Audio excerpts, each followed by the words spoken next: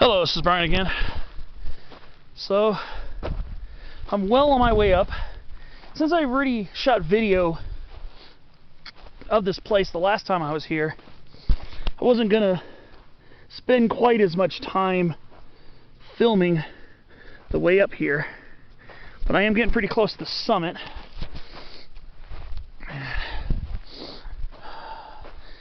Just got done recording a spotlight on a wildflower that's pretty common in this area, and that's Scarlet Bugler, Pensivin centranthifolius. Keep an eye out for that video. There's quite a bit of it along this Firebreak. I remember seeing it last time I was up here too. It's a perennial herb that's related to the plantains. It's in the plantain family. It's beautiful, beautiful tubular red flowers. So we're up here in these sunny exposed areas, especially on firebreaks and trails. Keep an eye out for this plant in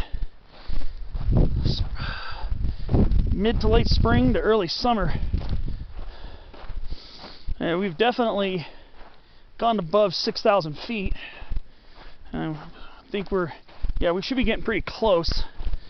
I do remember as we were approaching the summit the last time I was here, started seeing some more Coulter Pines. So the top of the trail, or the top of the peak, shouldn't be too far away. But yeah, lots of Scarlet Bugler plants up here. A lot of them are blooming right now too, so probably May. I remember when I was up here in June, I think they still had some flowers on them. But probably May's probably your best bet. We're basically in the last day of April right now, so a lot of these plants have not yet opened up their flower buds, so there's still time to get up here. I just wouldn't recommend doing this on a hot day. Well, it is not a hot day. It's mild. I do not recommend trying this on a very hot day because it is sun exposed. Yeah, you get a few trees on the side occasionally, get some canyon live oaks and some Coulter Pines, but there won't be much shade to be found on this hike. So this tree right here, I know the first time I came up here, spent a couple minutes hanging out under this beautiful Coulter Pine. I think I'll do the same today.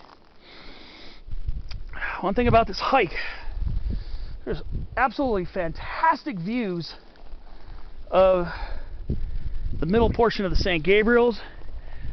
Oh yeah, this is a breathtaking area, absolutely astounding.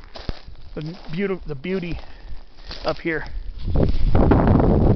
The station fire recovery has gone very well. Very pleased to see and say. And then we just get these spots where the views open up really nicely. Now here we're kind of behind a small false summit, so you might have to go around a little bit. But some spots, it's just, the view is outstanding. And right now, we're looking towards Waterman Mountain over there. Waterman Mountain, and then below it is peak 6629 and Crest Rocks. So, and Angeles Crest Highway is between 6629 and Waterman Mountain.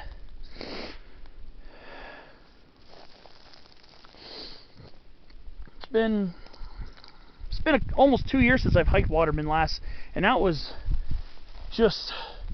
a month before the bobcat fire blazed over the top of Waterman. And they've recently reopened a nice chunk of the Angeles National Forest from the 2020 bobcat fire. So Waterman Mountain, that area is open now. And I've noticed that people have been going over there to hike, and it's open. It's open right now, thank God.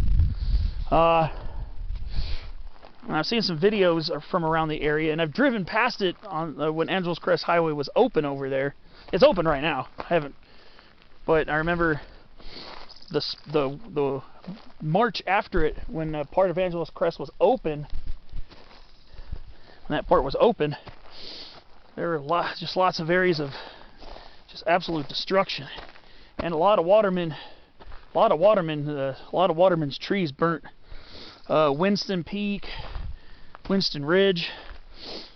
I mean, I've seen some videos, and there were quite a few survivors, but just a lot of those beautiful, several of which very old Jeffrey pines and stuff were lost.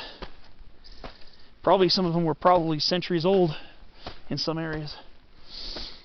So it's pretty sad. I mean, it's what happens. Fire happens, but the frequency is just too much. A lot of it's due to human carelessness. Well, just about to approach the summit.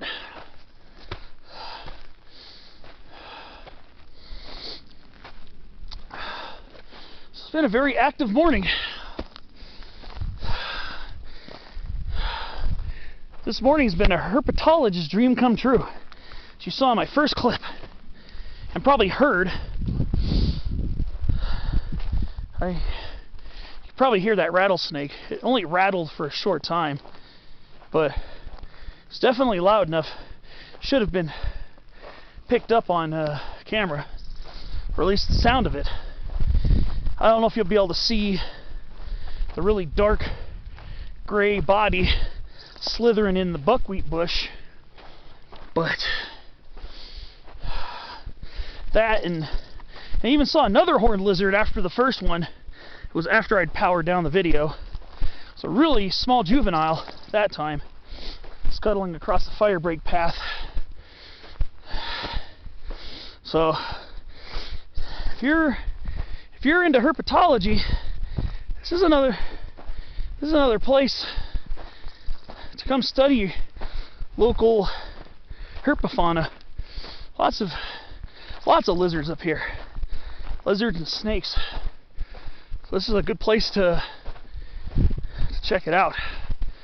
All right, well, this is the summit right here. This is the top of Peak 6178. This is my second climb up this beautiful peak. So let's go ahead and do some vantage points over here. Pretty good views up here.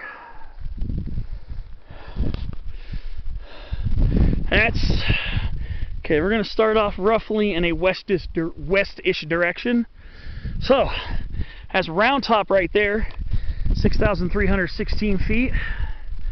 You won't be able to see it from here, but behind the canyon live oak bush right there is Josephine Peak at 5,558. Strawberry Peak at 6,164. Mount Lawler at 5,957. There's Occidental Peak at 5,732. Mount Wilson at 5,710. Mount Hillier at just above 6,200 feet. And there's Devil Peak over there at 5,870. And it's hard to see on camera, but there's a little white speck below it. That's Stony Ridge Observatory. Okay. That's looking over towards Angeles Crest Christian Camp, and the other camps in the area. Of course, Waterman. And then there's Peak 6629 under it. There's Winston Peak right there. There's Winston Ridge right over there. And there's Pleasant View Ridge. That whole ridge right there, Pleasant View Ridge. Except over there is Troop and Baden Powell. To the left of Winston Peak, that's Troop on the right and Baden Powell on the left of that. Mount Williamson, Peaks 8160, Will Thrall, Pleasant View Ridge Summit, and then there's the drier, more desolate part that drops down towards the desert. And then It looks like here we have, I think that one right there might be peak 6168. I think it might be that one. And there's Bear Mountain at 6,388. I think this peak here is 6,168. I think it's peak 6168. I have to double check the topo maps on that one. And then again, I might have to double check my facts, but that right there might be peak 6068, 6068. And then as we round out this, there are the ridges and slopes of mighty Pacifico Mountain, the summit of which you can't even really see from here. It's kind of beyond over there. So I think what I've got to do now is start looking for a Firebreak that goes down about 200 feet to a dip, and then I can either take the Pacific Crest Trail, which kind of winds its way around this way, or I could just take that Firebreak and climb straight up the slope of Pacifico Mountain, which looks pretty daunting. I know I pointed out that last time I was over here, and so I'm trying to decide whether I should take the PCT, the Firebreak, or I could also probably get down to 3 and 17 over there and just follow 3 and 17 around to Pacifico. So I got some decision making to make right now.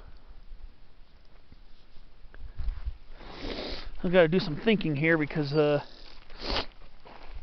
as this is going to likely be the last time I'm going to be here in the Angeles National Forest for quite a long time probably. I've got to make today count. I got to make sure I have some fun. Well, I'll see you on my next clip. I got to go do my summit selfies. Unfortunately, I've been falling behind on my peakery logs again. I got to get back in. I got a backlog of peaks since February or March. I think February or March. No, I think it's March. I think the last peaks I logged were San Gabriel, Markham, Mount Low, and Mount Disappointment. So I got to do some logging. So I'll see you on my next clip. We'll see where I am by that point.